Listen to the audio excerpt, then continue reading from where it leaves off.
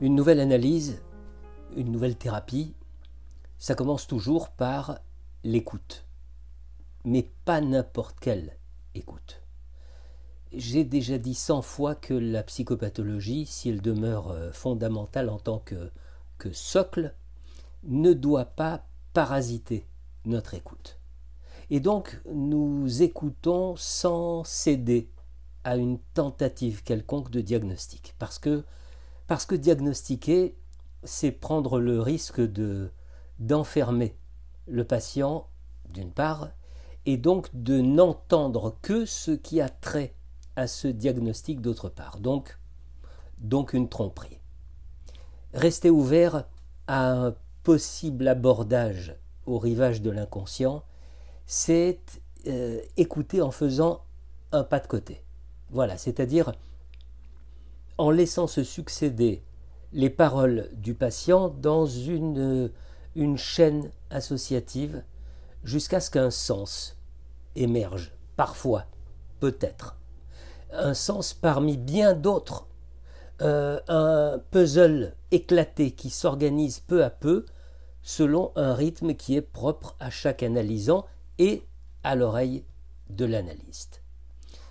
Alors au début, confronté à cette espèce de matériau qui coule, on se demande ce que l'on doit privilégier, quel sens doit être retenu dans la parole du patient. Eh bien, ne privilégions rien. N'accordons pas de priorité à tel ou tel sens.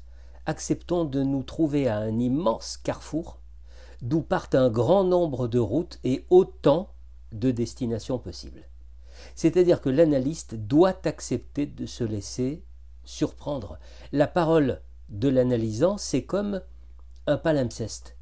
S'attacher à l'apparence, même d'un semblant parfaitement sensé, c'est tomber dans un piège. L'inconscient ne se dévoile que sous la couche première, c'est-à-dire celle de l'apparence, celle de la logique, d'où l'importance de l'attention flottante qui évacue la logique, qui évacue le rationnel, qui évacue l'écoute attentive pour accueillir ce qu'il y a à entendre derrière la ligne première.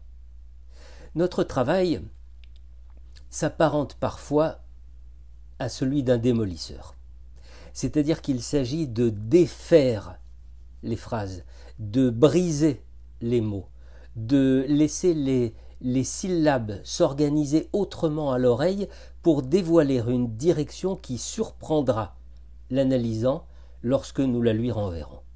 Et donc, il s'agit bien d'accéder à un autre ordre.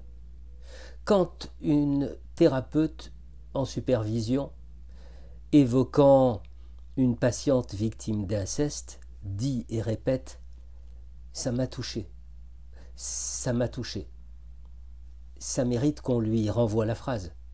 Quand une autre patiente, venant consulter pour des crises d'asthme très invalidantes, dont la fille est fâchée avec elle et dont elle ne comprend pas les raisons de son éloignement, dit à plusieurs reprises pendant la séance « pourtant, j'ai tout fait pour elle, vraiment j'ai tout fait ». Ou encore, lorsqu'une autre patiente qui entretient des relations détestables avec son fils et qui reconnaît qu'elle aurait préféré avoir une fille, dit et répète « je ne voulais pas faire de mal ».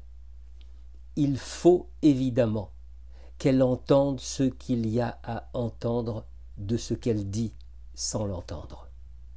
Allons encore plus loin.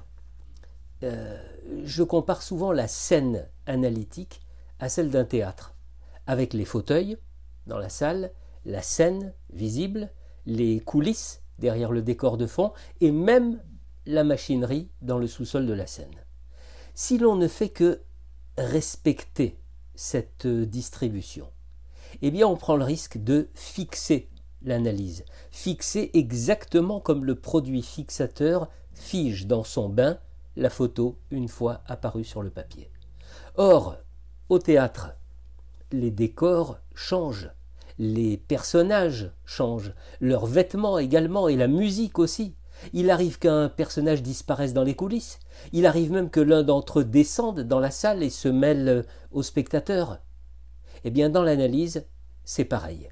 Si la pensée de l'analyste se fige sur un éclairage, qu'il s'agisse de la scène primitive, d'une scène de séduction ou de n'importe quelle pièce correspondant à un concept analytique, eh bien l'analyse risque d'être bouchée. On ne peut pas envisager d'analyse en mouvement si l'on demeure prisonnier d'un système théorique.